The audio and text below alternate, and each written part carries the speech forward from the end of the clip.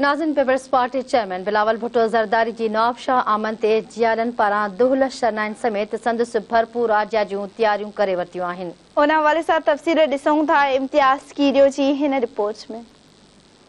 नाज़रीन, पाकिस्तान पीपल्स पार्टी चेयरमैन बिलावल भुट्टो ज़रदारी जो वालियाना इस्तक़बाल करण जे लाइ नवाब शाह जा शहरी जियाला पाकिस्तान पीपल्स पार्टी जो नवाब शाह ज़िलो शहीद बेनज़ीराबाद गढ़ आहे, छाकाणि त गुज़िरियल केतिरनि ई जनरल इलेक्शन में क्लीन स्वीप कंदा आहिनि। मुख़्तलिफ़ जेके MP जूं सीटूं आहिनि उहे क़ौमी सीटूं हुजनि या सूबाई हमेशह पाकिस्तान पीपल्स पार्टी खणंदी आहे। बल्दिया जे हवाले सां जेके चेयरमैन वाइस चेयरमैन या हुननि जा काउंसलर उहे बि पाकिस्तान पीपल्स पार्टी जा थींदा आहिनि। तव्हां ॾिसंदो त हिते जेकी इस्तक़बालिया कैंप आहे सिपाफ जे नौजवाननि पारां लॻियल आहे। हीअ जेकी तव्हां ॿी कैंप ॾिसंदो मेयर डिप्टी मेयर जे पारां लॻियल आहे। इन खां अलावा जेके बि इस्तक़बालिया कैंप लॻियल आहिनि, मुख़्तलिफ़ मिनारिटी विंग आहे, पीपल्स लायर फोरम आहे, लेडीज़ विंग आहे, उन पारां कल्चरल विंग पारां इस्तक़बालिया कैंपूं लॻियल आहिनि। ऐं पंहिंजे चेयरमैन बिलावल भुट्टो ज़रदारी जो कुझु ई देरि में नवाब शाह पहुचण ते वालियाना इस्तक़बाल कयो वेंदो।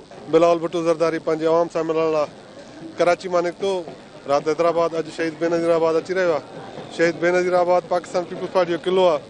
हितां जूं MNA MP जूं सीटियूं पीपल्स पार्टी खटियूं आहिनि।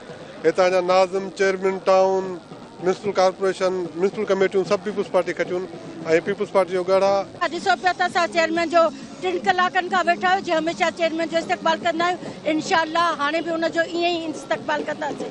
शहीद राणीअ जो बच्चो आहे, उहो पंहिंजे होम टाउन में आयो आहे। तमामु बहितरीनु असां वालियाना पुरजोश उन्हनि जो इस्तक़बाल कंदासीं।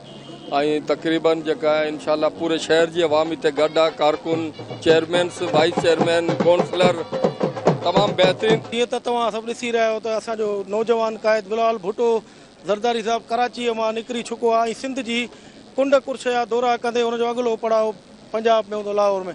मां इन हवाले सां मैसेज ॾींदुमि असांजे सिंध जे नौजवाननि खे त चेयरमैन साहिबु जेको निकितो आहे असांजी ऐं तव्हांजी बका लाइ निकितो आहे, आइन जी बहालीअ लाइ निकितो आहे। असांजो हिन तव्हांजे चैनल जे तवसु सां बि इहो पैगाम आहे त आइनी तरीक़े सां इलेक्शन कराई वञे पाकिस्तान में, न त तव्हां हीअ ॾिसो था सिंध जो शऊर बेदार थी चुको आहे।